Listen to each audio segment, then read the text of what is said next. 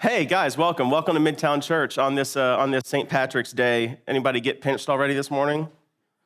Okay, that's good. We're a loving sort, so that's very nice. Hey, quick show of hands. How many of us grew up in church? Raise your hand if you grew up in church. Okay, a lot of us. Here's something that happens when you grow up in church, and it kind of happens when you don't grow up in church, but it definitely happens when you grow up in church. Is what happens is you kind of learn about Jesus episodically. Like we learn the stories one at a time, almost like each sort of story and each encounter with Jesus is its own discrete little package, its own little story with its own little lesson, almost like it's a fable or something. And like we have to, extract the moral lesson from the story. That's kind of how we learn Jesus to start. And like you have to learn about him some way. So like that's not all bad. But here's the deal. Each of these stories, each of these encounters that Jesus is having with people in the Gospels is like a star. And it's spectacular on its own, but if you don't learn to see the connections between the stars, you won't see the constellation, you won't see the bigger picture. And so what I want to do this morning is just take a few different stories from the Gospel of Mark and connect the dots between them with a little bit of historical context and background and kind of drop some insights along the way so that you can see a constellation. And the constellation that we're going to see this morning is this really potent picture of the heart of Jesus. So I'm excited to look at it this morning. Let me just pray for us real quick before we go to the text. And since it's St. Patrick's Day, I thought I'd just pray the prayer of St. Patrick this morning. So let's pray.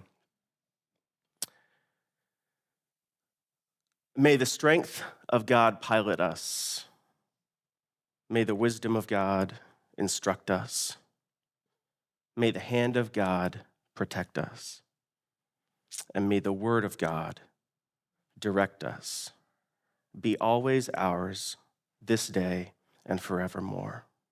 Amen.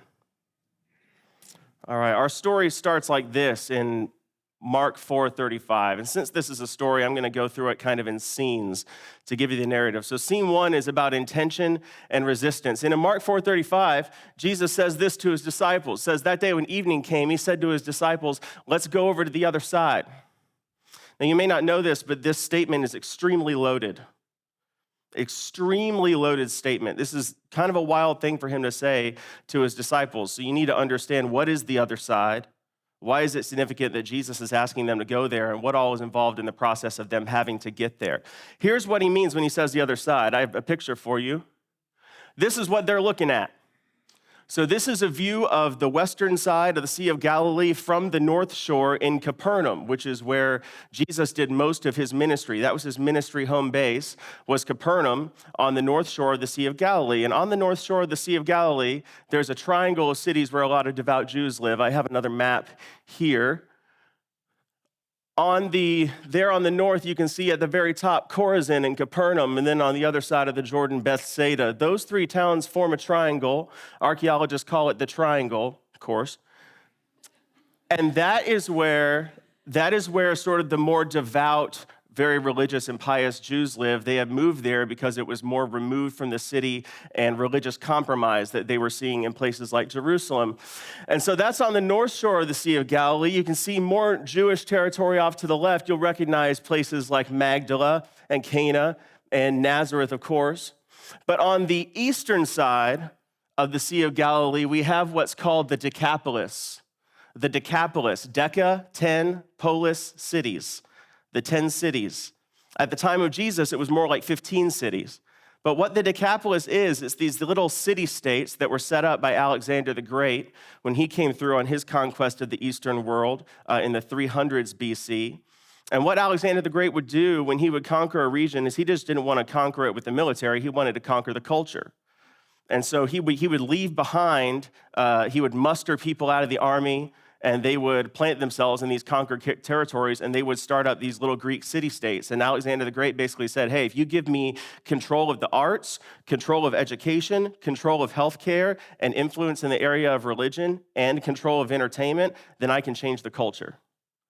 And he was exactly right.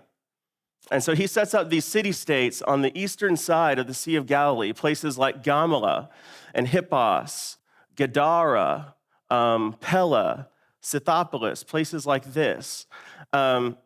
And they were these little cultural centers of Greek culture, of Hellenistic culture. And so you have to understand that Greek culture is about as opposite to Jewish culture as you can get. They are really opposed to one another in a lot of ways that I don't have time to explain. But what the Decapolis represents to very devout religious Jews living on the north shore of the Sea of Galilee is about 400 years of cultural tension. Represents 400 years of the presence of pagan religion, the presence of just like immorality to the extreme in this area, in the Decapolis. By the time of Jesus, this is all controlled by the Romans, and the Romans were Greek in their thinking. And so the Greek, the Hellenistic culture in the Decapolis, the volume has all been turned up on that by the time of Jesus. And so he says to his disciples, let's go to the other side. Let's go to that place. Let's go to the place where all of the pagans are. Let's go to the place where all of the immorality is. I mean, they wouldn't have wanted to go there. This was the place that when they got their driver's license, their parents would be like, you are not allowed to drive over there, right? Like, they wouldn't go there. They didn't even want to be caught looking over there. And they wouldn't refer to it by name. They wouldn't refer to the Decapolis by name. They would call it something else. They would call it the far country. So like in the story of the prodigal son, Jesus is telling that parable, and he says that son took his share of the inheritance and he went to a far country. This is what Jesus means. He means the Decapolis. Or they would call it the other side.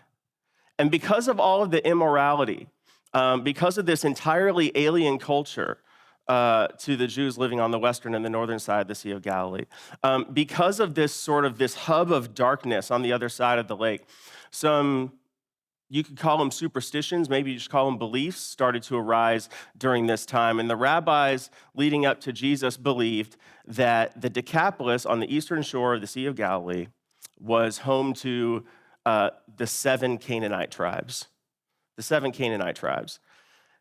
And you may not know who the 7 Canaanite tribes are. This is all the way back in the Old Testament in the book of Joshua, when God has brought the ancient Hebrews out of slavery in Egypt through the wilderness and up to the land that he had promised them. There's already people living in that land. And so the Israelites believed that what God wanted from them was to drive out all of those people from the land. And so in Joshua 3:10, you have this. Joshua is speaking to the people. He says, this is how you'll know that the living God is among you and that he will surely drive out before you. There's the word, drive out. Hebrew word gerash. He will certainly drive out before you the Canaanites, Hittites, Hivites, Perizzites, Girgashites, Amorites, and Jebusites, 7 tribes. So they believe that we look over there and we see all the evil and all the immorality. We see the pagan religion. Those people, if they're not the literal descendants, then they are the spiritual descendants of these 7 tribes that they were meant to drive out, to expel from the land. And so all of this is adding up, and Jesus is now saying, that's where we're going. That's where we're going to go. We are going into the heart of darkness.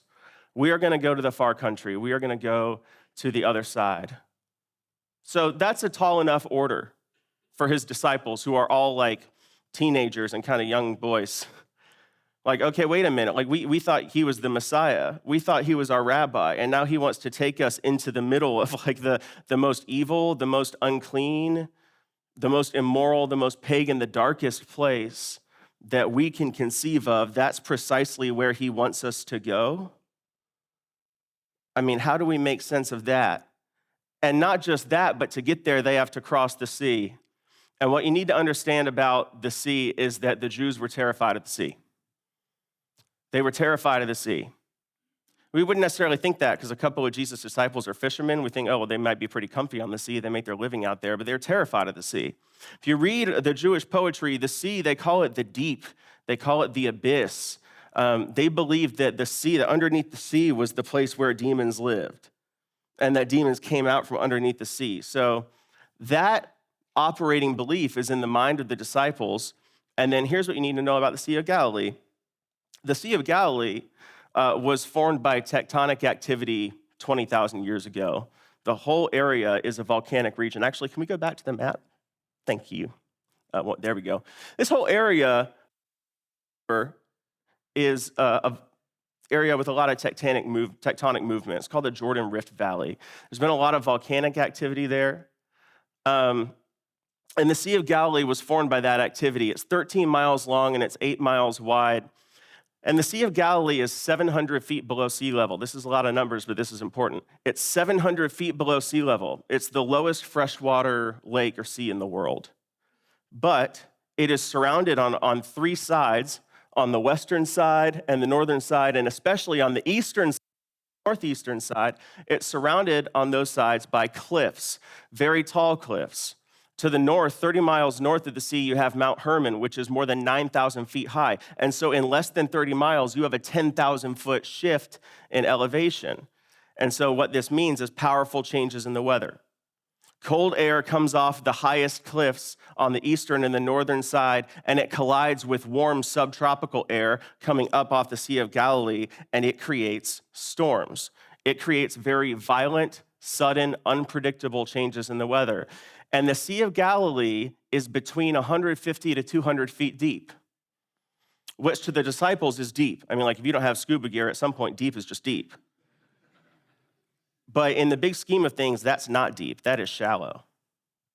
And a lake that shallow and that wide in a place that windy is easily whipped up into storms. It's like pointing a leaf blower at a kiddie pool, and the Sea of Galilee goes wild. And so sure enough, they get in the boat to go to the other side into the heart of darkness. And to get there, they have to cross the sea underneath which they think all the demons live. And then there's a storm. I mean, so the disciples aren't going, oh my gosh, a storm. The disciples are going, oh my gosh, the demonic. Like this is demonic resistance. This is an encounter. And so we know what happens. They're terrified. They wake Jesus, and he gets up. Mark 4:39 says he got up, rebuked the wind, said to the waves, quiet, be still. And then the wind died down, and it was completely calm. He said to his disciples, why are you so afraid? You still have no faith. Now, faith in what? Faith in what? Faith in him? Faith in God? I mean, at this point, they don't understand that he's God. Like, they think he might be the Messiah, but they don't really understand who Jesus is quite yet.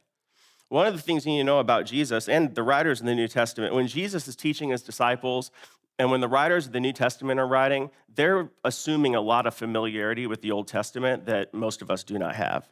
Like they're sort of assuming that we know the Old Testament really, really well.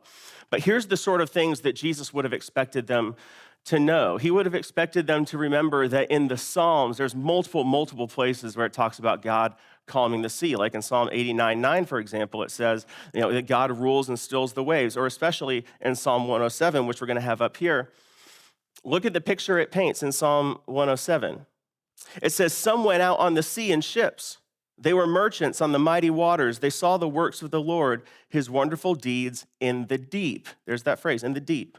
For he spoke and stirred up a tempest that lifted high the waves. The waves mounted up to the heavens and went down to the depths. In their peril, their courage melted away. They reeled and staggered like drunkards.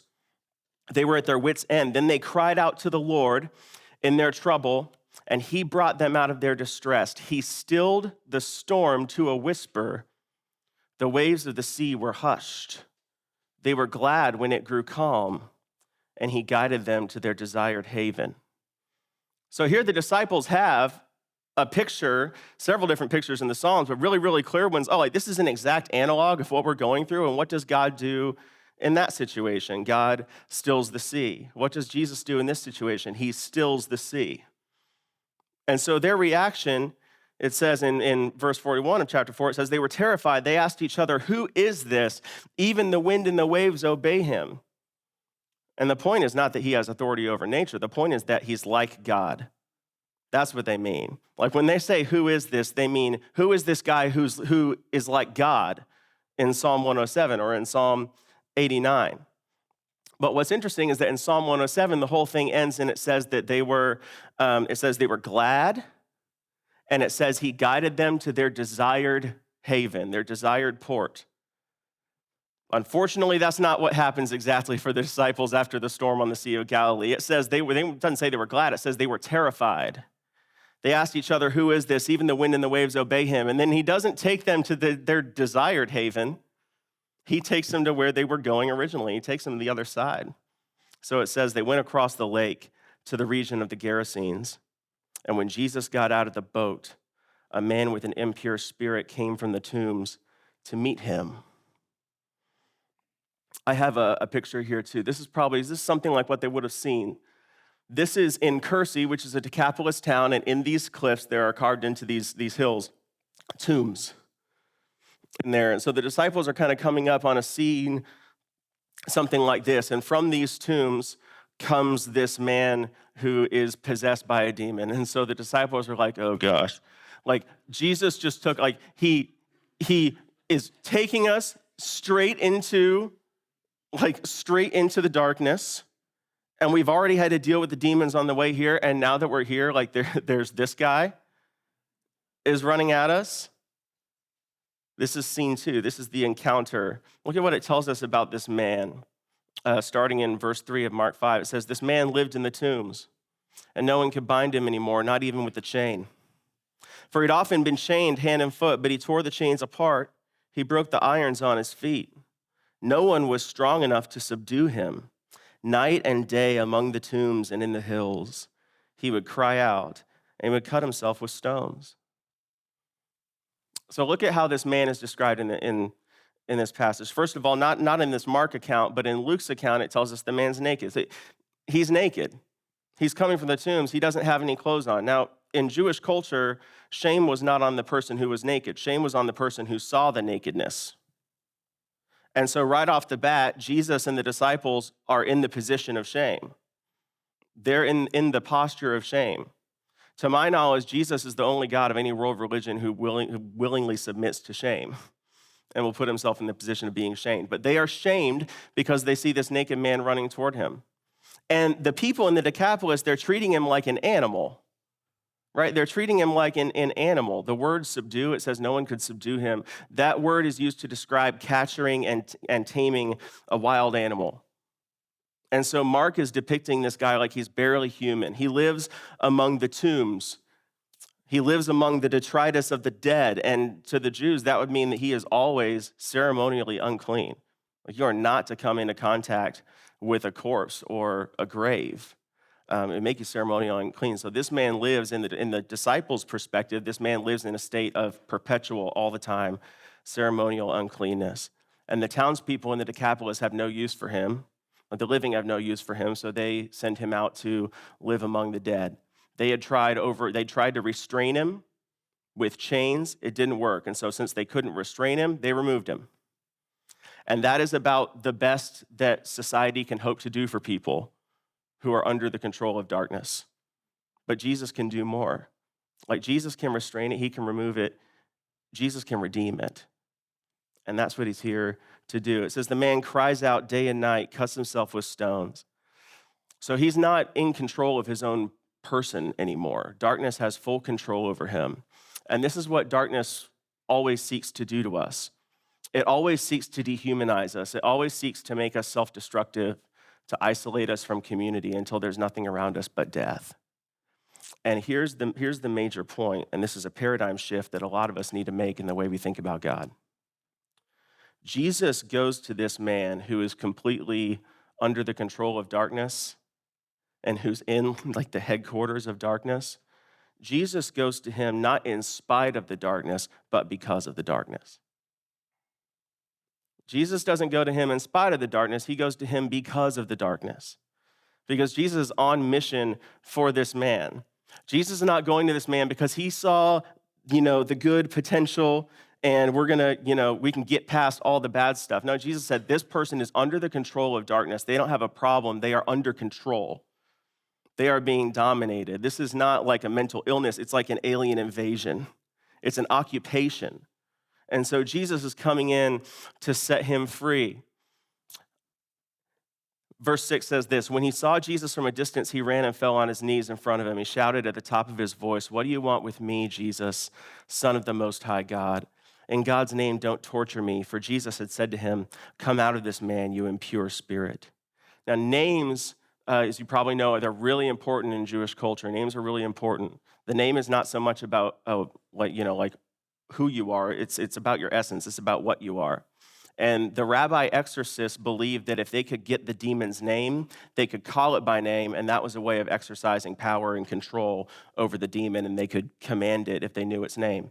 And so the demon is kind of trying to do this to Jesus. The man runs up to Jesus, and out of his mouth comes Jesus' name. So the demon's like, I know how you are. I know who you are. I know what you are, and I'm going to get control in this situation. Jesus is like, no. And so Jesus turns it around on him. In verse 9, Jesus asked him, what is your name? My name is Legion, he replied, for we are many. And he begged Jesus again and again not to send them out of the area. Now, Legion is obviously a military term. Legion, it refers to a large company of soldiers in the thousands, anywhere between 4,000 to 6,000. And so if the demon says, my name is Legion, it's at least trying to invoke that kind of number, but it's not just trying to invoke the number. It's trying to invoke the legion. It's trying to invoke the presence of a mass of Roman soldiers. We know from archaeological evidence that there was a specific Roman legion that occupied this area. It was the Roman 10th Legion. And the 10th Legion for Tensis was particularly aggressive. They were especially violent. The Gospel of Mark was written right before the Jewish revolt in the late 60s. That resulted in a siege of Jerusalem and the destruction of the temple. And most of that siege and that destruction was carried out by the 10th Roman Legion, who was being commanded personally by Emperor Vespasian. They played a massive, massive role in that conflict. And every Roman legion had a mascot that they would put on their shields and their flags and their armor and their coins. And the mascot of the 10th Roman Legion is a wild boar. Look at where Jesus sends the pigs. This is scene 3. This is deliverance and disruption. Verse 11, a large herd of pigs. I said, look where he sends the pigs. Look where he sends the demons. He's going to send them into the pigs. Large herd of pigs was feeding on the nearby hillside. The demons begged Jesus, send us among the pigs. Allow us to go into them. And he gave permission, and the impure spirits came out and went into the pigs. The herd, about 2,000 in number, rushed down the steep bank into the lake and were drowned. I mean, think back to that first picture that I showed you at the very beginning. You can see the cliffs on the other side. I mean, you could have seen, on a clear day, you could have seen this happen from the other side of the lake. Now, why does Jesus allow the demons to destroy the pigs? That's a question I think we have to ask. It seems like Jesus is just like, oh, we don't care about the pigs. The pigs can just die. Like, Jesus isn't killing the pigs. He allows the demons to destroy the pigs. Why? 2 reasons. The first one is that when Jewish exorcists would cast out a demon, they wanted to be able to show some sign of visual proof that it had left. And so let's say they go into a house and there's a demon in there. They might put a cup of water by the door. And when they tell the demon, leave through that door, the cup of water tips over, the water spills out, people can see that demon had left, the spirit had left. Or they would maybe bring in some kind of animal, and they would put the demon in the animal, tell the demon to go in the animal, and send the animal away as a way of telling everyone in the house, the spirit's gone and it's safe now. And so that's part of what Jesus is doing. It's a visual proof that the spirits had left this man. But I think even more than that, it's deeply symbolic of what Jesus wants for the Decapolis, which is that he wants to see pagan religion and Roman oppression cast out of the region. He wants to see them cast out. Pigs, we know that they're unclean animals in Judaism, but you have to understand that pigs, the way you interact with pigs, whether or not you eat pork at this time, is a huge issue in terms of Jewish faithfulness. They had won back control of this land for a brief time. That's what Hanukkah celebrates. They revolted against the Greek rulers who persecuted them mercilessly. That war for Jewish independence starts because one of those generals got with the high priest of the Jews, and they were going to defile the temple by sacrificing a pig on the altar of the temple. And one man stood up and said, that's not going to fly, and he killed the high priest. And that's what starts this war for Jewish independence that Hanukkah celebrates, that the temple was not defiled and that it was rededicated. And during this war and during this time, the Romans and the Greeks before them, they would torture Jews this way. They would starve them to death. And then as they were about to die, they would offer them food, and it would be pork. And so you would choose, am I going to remain faithful to God's law and die, or am I going to compromise? And many of them chose to die. So the pigs, very, very loaded symbol for his disciples. And if you were a Jewish reader at this time, you'd be reading this and you'd be cheering Jesus on, that he's done this. But it's not just symbolic either, because look at what happens in verse 14. It says, those tending the pigs ran off and reported this in the town and the countryside, and the people went out to see what happened. And when they came to Jesus, they saw the man who'd been possessed by the legion of demons sitting there, dressed and in his right mind, and they were afraid. I should say so. Besides what's just happened with the pigs, look at the total change in the man. When Jesus arrived, this man was naked, he was howling, he was not in control of his mind, he was abusing himself, he was barely human, and now he's clothed, he's at peace, he's with his right mind, and he's in the posture of a disciple, right? He's sitting at the feet of the rabbi. And so this man who society couldn't restrain and could only remove has now been redeemed by the only one who has any authority or power over evil itself. And watch how the people react, because their reaction is going to teach us a lot about the priorities of darkness. In verse 16, it says this, those who'd seen it told the people what happened to the demon-possessed man and told about the pigs as well. And then the people began to plead with Jesus to leave their region. Like, what is that about?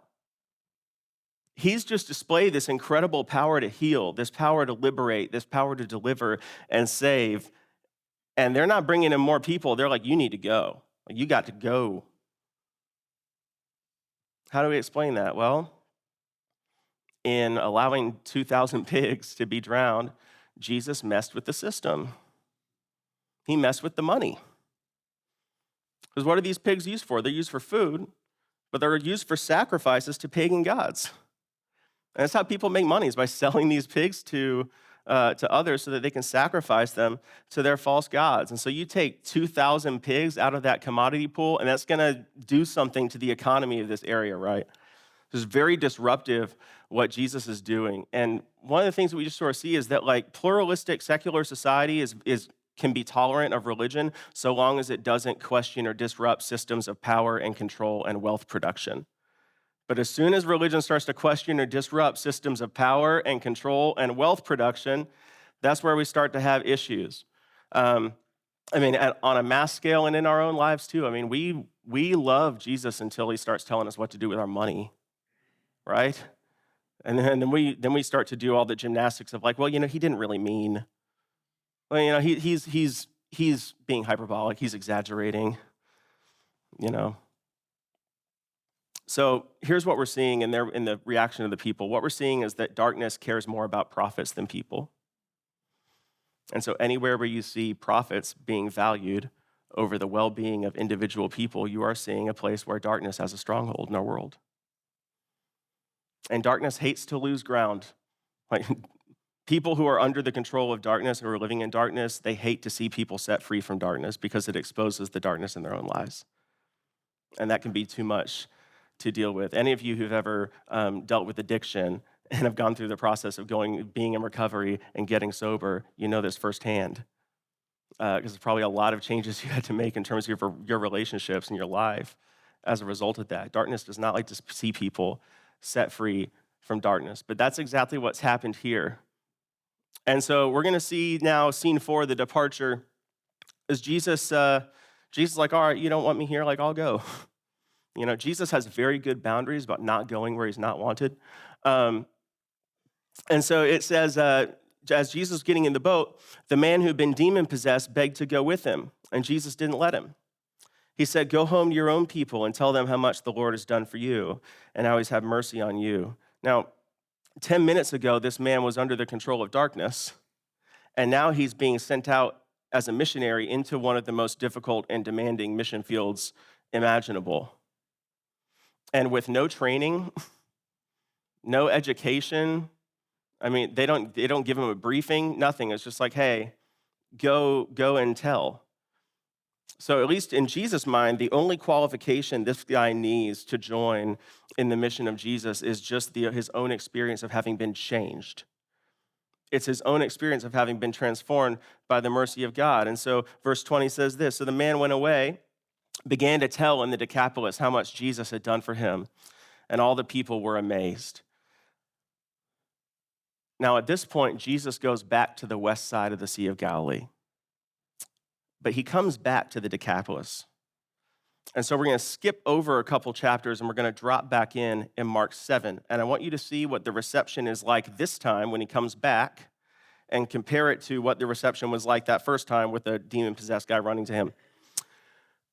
So scene 5 is the return. And in Mark chapter 7:31, it says this, Jesus left the vicinity of Tyre and went through Sidon down to the Sea of Galilee and into the region of the Decapolis. Now, we don't need to spend a whole lot of time on this, but you need to know that Tyre and Sidon are Gentile areas that are sort of northwest along the Mediterranean Sea.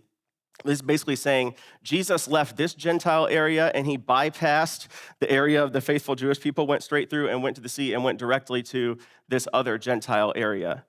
Verse 32, there some people brought to him a man who was deaf and could hardly talk, and they begged Jesus to place his hand on him. Okay, that's different. That's different than what happened last time. We'll keep going. After he took him aside, away from the crowd, Jesus put fingers into the man's ears. Then he spit and touched the man's tongue. He looked up to heaven with a deep sigh. He said to him, Ephphatha, which means be opened. At this, the man's ears were opened. His tongue was loosened, and he began to speak plainly. And this is symbolic too. It's not just this man who's having his ears opened and his tongue loosened. It's this whole region is having its ears open, and people in this region are having their tongues loosened. Jesus commanded them not to tell anyone, but the more he did so, the more they kept talking about it. People were overwhelmed with amazement. He's done everything well, they said. He even makes the deaf hear and the mute speak. So the last time Jesus was here, they were begging him to leave. And now they're bringing people to him, and they can't stop talking about what he's doing. What changed? The testimony of one person. The radically changed and transformed life of one person changed the destiny of this entire community. And so let's look at the constellation then. We have Jesus sets his intention on the Decapolis.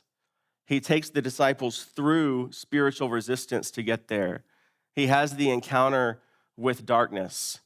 They want him to leave, but when he comes back, they want him to stay. What's the constellation? I think that the picture that we see from these two trips to the Decapolis that Jesus makes, it teaches us a little bit about Jesus. First of all, it teaches us about the priority and the authority of Jesus. So the priority of Jesus on mission is the least likely people. That's Jesus' priority. It's the least likely people. It's not the most likely people. It's not the successful people.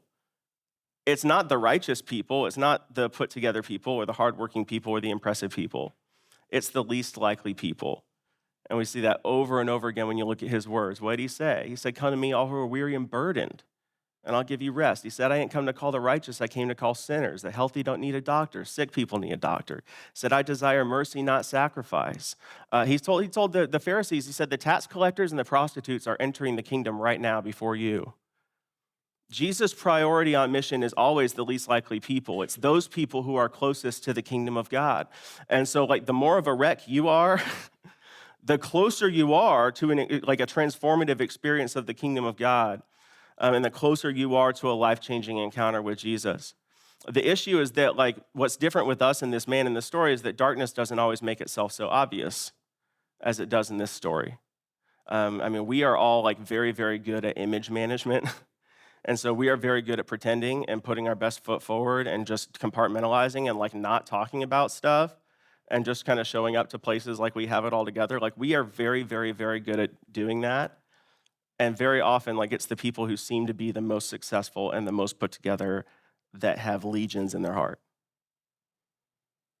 I think you could think of many, many examples of that, even in our own town in the last few months. I have seen this happen many, many, many times in my life. It's I never thought that person. And in their heart, legion.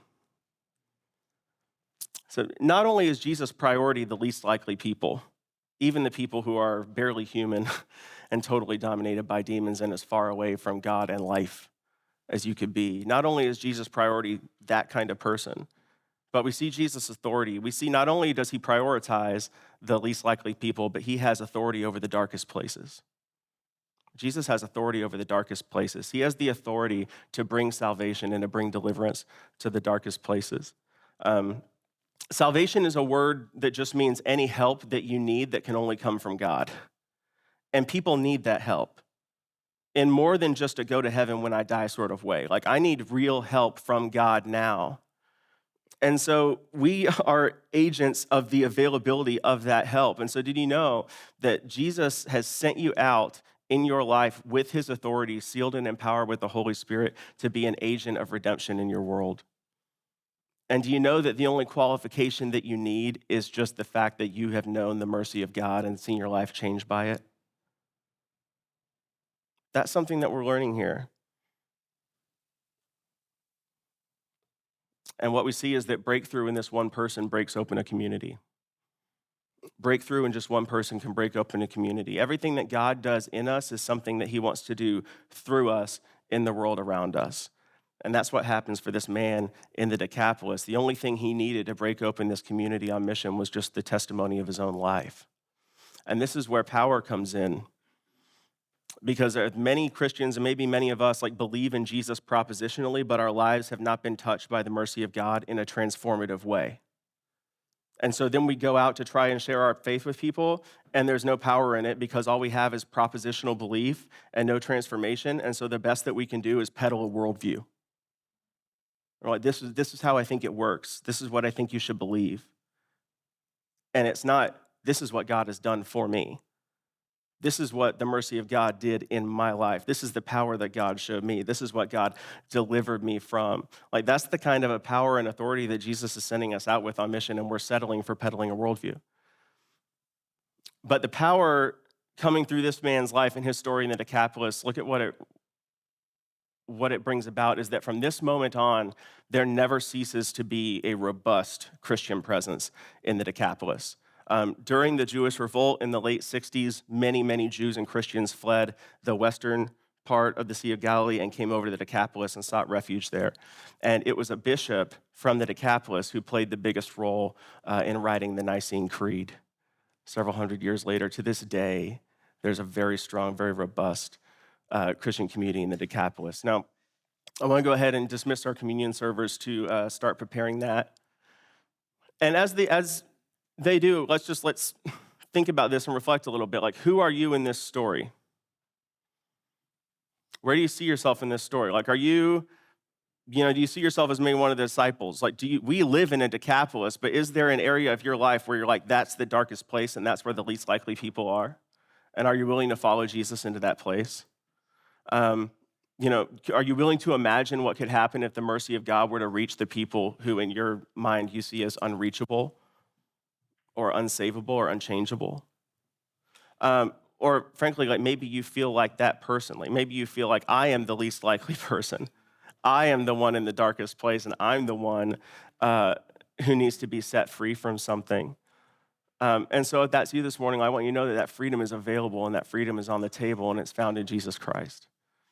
If you want someone to pray with you later, after this, when we go back to the music, we'll have Brandon and Tiffany in the back waiting to pray with you. I'll be back there too if you want to pray with me. We can talk about that. But there's two more stars that I want to add to this constellation just very, very quickly before we take communion together. And it's that you remember that Jesus fed 5,000 people.